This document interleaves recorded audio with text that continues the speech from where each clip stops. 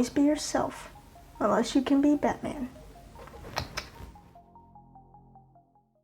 What's up, guys? Today's video is about Kryptonite, which is a one-handed floss cut by Dan and Dave. It is also Superman's weakness.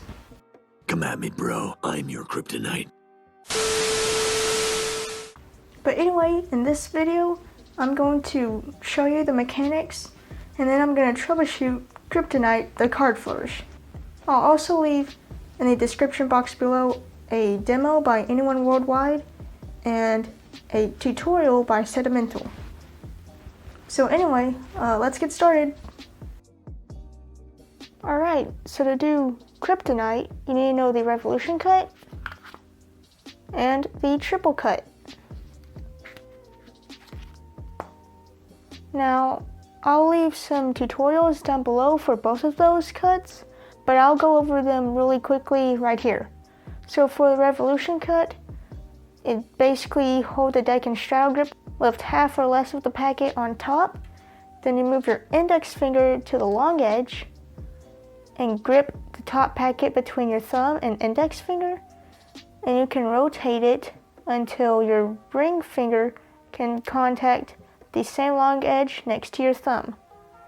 And then you let go with your thumb and keep rotating it, and then you take your thumb and push down on this bottom packet so it pivots around your index finger, and that way the packets can clear. Like that. And then you curl in this index finger and you can close the cut. Now for Kryptonite, you actually need to be able to do this little thing where the top packet remains on top. So to do that, you basically do a revolution cut, but once you get to about here, you want to re-grip. So instead of having your middle finger on the short edge, you need to have it on the long edge, and you need to move your pinky on this short edge, which can be a little difficult if you have small hands. And then you need to pinch down with your index finger on this packet that's kind of vertical and pull it down underneath the top packet, while these two fingers, your middle and ring finger, push on the top packet. So re-grip, push down.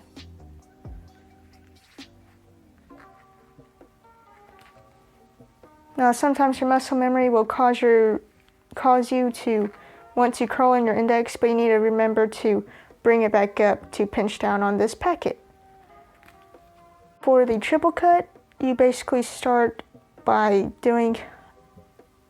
picking up about more than half the packet, maybe 2/3, and then you're going to move your index finger from the short edge to the long edge, and you're going to peel off half of this top packet.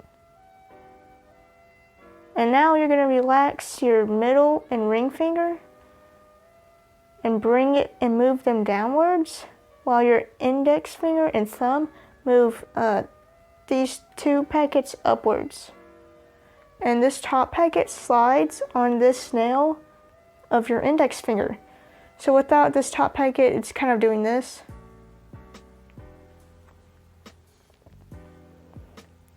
And then it's gonna fall like this. And your index finger needs to be above on this short edge, because if it's on this long edge, then it's gonna get stuck. So it needs to be over the short edge. And you're gonna take your middle and ring finger and push this packet underneath the middle packet. And then I like to use my pinky to just push up on the bottom packet to square it. And then from here, I usually just do a Charlier or revolution cut to close. So for Kryptonite, there's kind of two openers. There's this one that I just do from my triple cut. And there's this one that Dan and Dave do that's kind of more instant. It kind of looks like the deck automatically splits into 3 packets. So to do that, you basically want to have your thumb on this top of the corner slightly over the edge. And then you want to move your index finger over, it's not reaching over. And then you're going to lift the packet with your thumb while you pull down with your index at the same time. So see how that kind of gets a little break? Lift with your thumb while you pull down with your index. And then once you break off into 3 different packets, you're going to slide your thumb against the long edge, kind of re-gripping it, and then you're going to continue with Kryptonite. Okay, and then from here, once you break off into this triple cut kind of grip, you're going to do a triple cut where you slide the top packet against your index nail. But instead of your index finger being on the top short edge, it needs to be on this long edge. So the packet is in this kind of weird grip between your index finger and middle finger. So it lands in this weird grip. And then from here, you're gonna do a revolution cut type of move.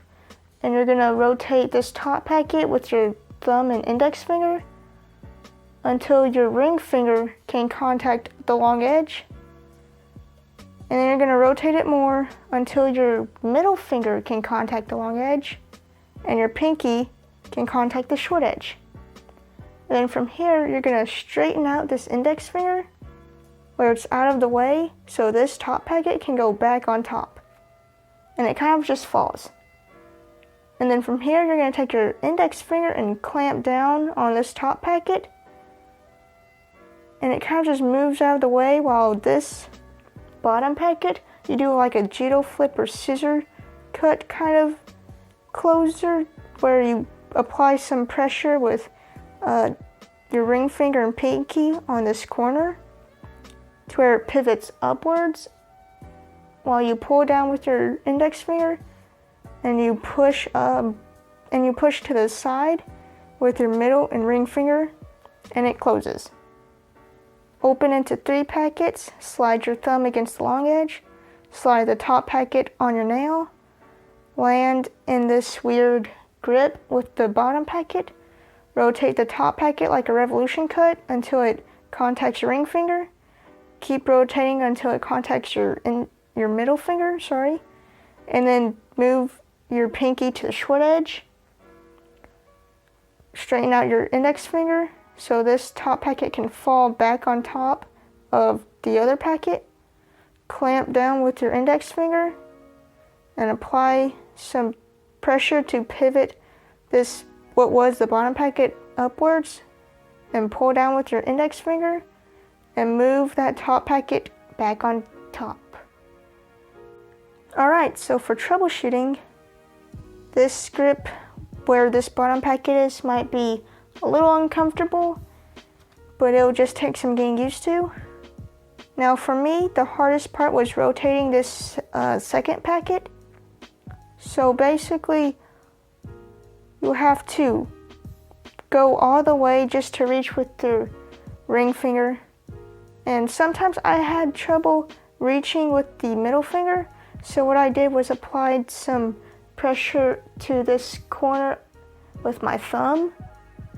And that would actually cause the corner of this bottom packet to raise up, which causes this top packet to pivot even more, so I can contact it with my middle finger.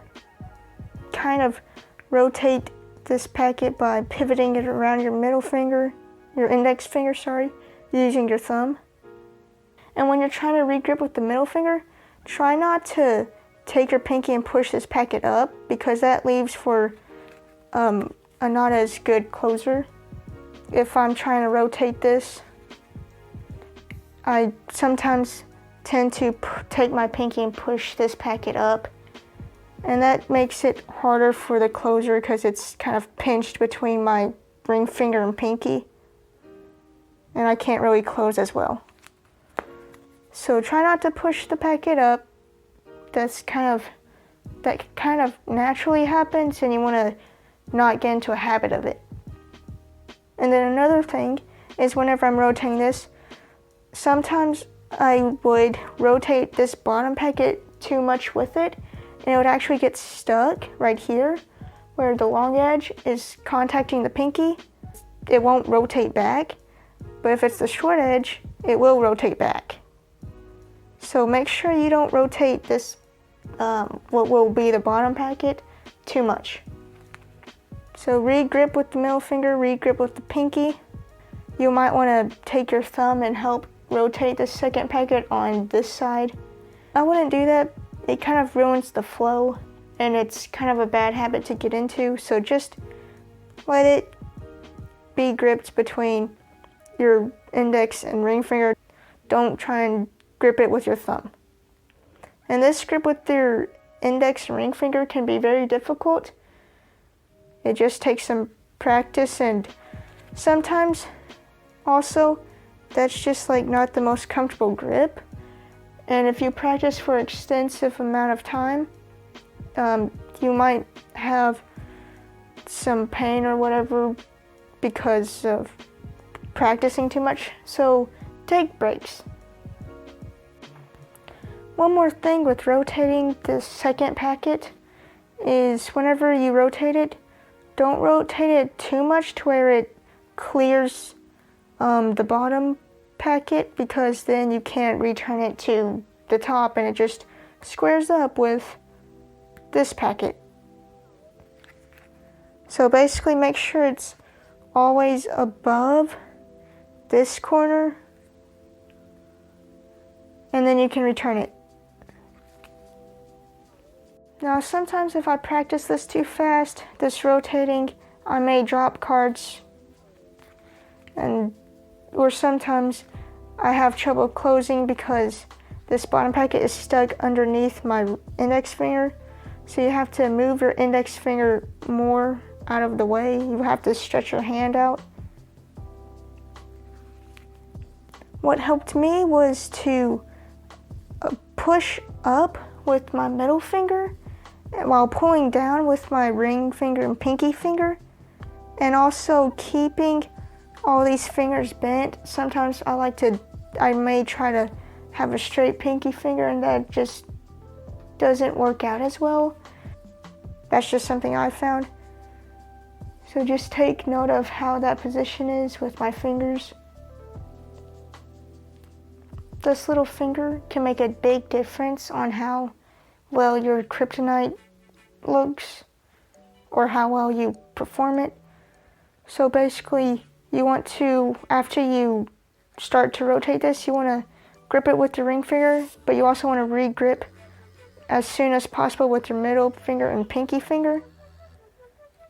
And that helps me avoid from pushing this bottom packet up with my pinky. But you want to try and keep your pinky at the short edge the entire time instead of having to re-grip.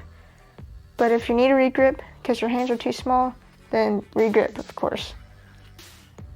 Also, I noticed that for the most part, the packets are higher up on my pinky. So like right here, it's on more of the portion from my knuckle to the tip. And then here, whenever I close, it's more of in this little crease where my pinky bends. So that's just something probably to keep in mind. Maybe you find that that's where the packets contact your little finger too. But yeah.